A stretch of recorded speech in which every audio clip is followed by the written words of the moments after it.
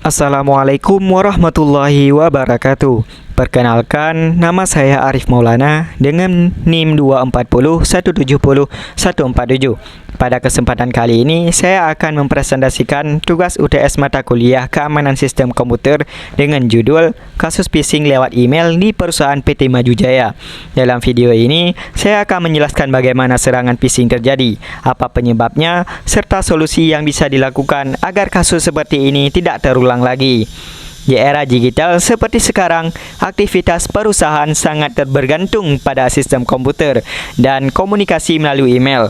Namun, hal ini juga dimanfaatkan oleh pelaku kejahatan siber untuk melancarkan berbagai serangan. Salah satu jenis serangan yang paling sering terjadi adalah phishing, yaitu penipuan yang dilakukan melalui email palsu untuk mencuri data penting seperti username, password, atau informasi keuangan. Serangan ini terlihat sederhana, tetapi bisa menimbulkan kerugian besar bagi perusahaan, baik dari segi data maupun reputasi.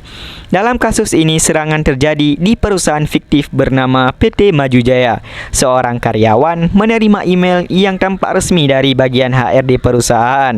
Di dalam email tersebut terdapat tautan yang meminta karyawan untuk memperbarui data kepegawaiannya. Karena tidak curiga, karyawan tersebut langsung mengklik tautan dan memasukkan username serta password di halaman yang mirip dengan portal resmi perusahaan.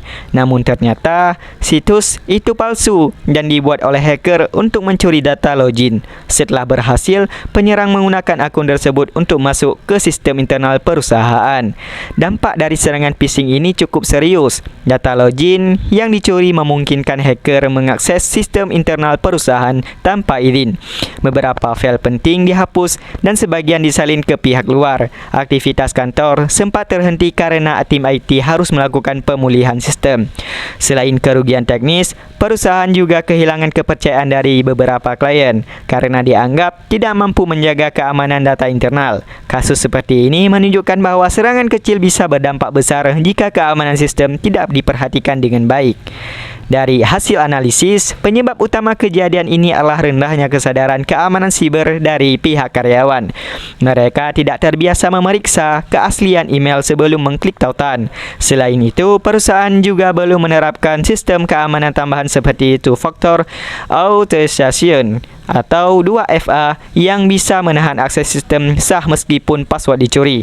Fasilitas email perusahaan juga belum memiliki filter spam yang kuat, sehingga email berbahaya dapat langsung masuk ke kontak karyawan tanpa terdeteksi.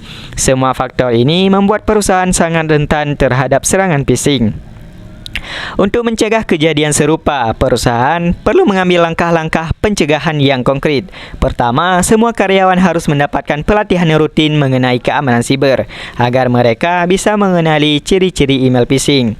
Kedua, perusahaan wajib menerapkan sistem login 2 langkah atau two-factor authentication sehingga jika password bocor, akun tetap tidak bisa diakses oleh pihak luar.